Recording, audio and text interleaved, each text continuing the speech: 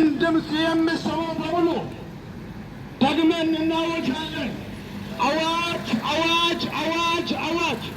እነሆ እኔ በቶሎ እመጣለሁ፣ ለእያንዳንዱም እንደ ሥራው መጠን እከፍል ዘንድ ዋጋው ከኔ ዘንድ ነው ያለው ያ ጌታ ኢየሱስ ክርስቶስ ነው። መጽሐፍ ቅዱስ ሮሜ ምዕራፍ 5 ከቁጥር 6 ቀጥሎ እንደዚህ ብሎ ይናገራል። እኛ ገና ደካሞች ሳለን እሱ ለኃጢአተኞች ሞቷልና ይላል። ወገኖቼ በአዳም ምክንያት ሰው ልጅ ሁሉ በኃጢአት ውስጥ ወድቋል።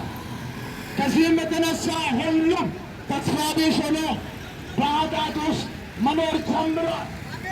ነገር ግን እግዚአብሔር አብ ይህንን በኃጢአት ውስጥ የወደቀውን የሰውን ልጅ ለማዳን አንድ መንገድ አስቦ ከቅድስት ድንግል ማርያም በመንፈስ ቅዱስ ተጸንሶ እንዲወለድ በራሱ ፈቃድ በራሱ ሐሳብ የሰውን ልጅ ለማዳን ፈልጓል። በመጀመሪያው አዳም ኃጢአት ወደ ሰው ልጅ ሁሉ መጥቷል። ይህም ኃጢአት ወደ ሰው ልጅ ሁሉ የዘላለም ሞት ይዞ መጥቷል።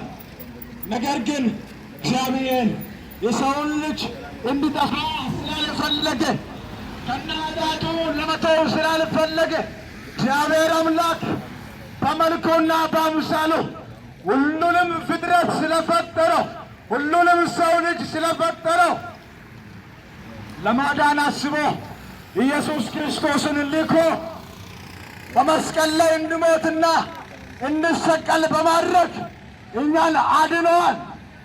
ከዚህ የተነሳ ኢየሱስ ክርስቶስ ለኃጢአተኞች ጳውሎስ እንደተናገረው በሮሜ ምዕራፍ 5 ላይ ገና ኃጢአተኞች ገና ደካሞች ሳለን አንዱ ኢየሱስ ክርስቶስ ስለኛ ኃጢአት፣ ስለኛ በደል፣ ስለኛ መተላለፍ ሞቷል።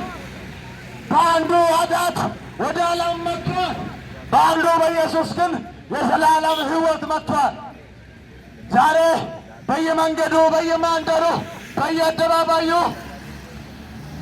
የምንነግራችሁ አዋጅ የምንነግራችሁ ምስራት ዲግሪ ከዘላለም ሞት አድነን፣ መልካም ሥራ ከዘላለም ሞት አድነን፣ ትልቅ ቤት መስራት በዚህ ምድር ላይ ሀብታም ተብለን ቢሊዮነር ተብለን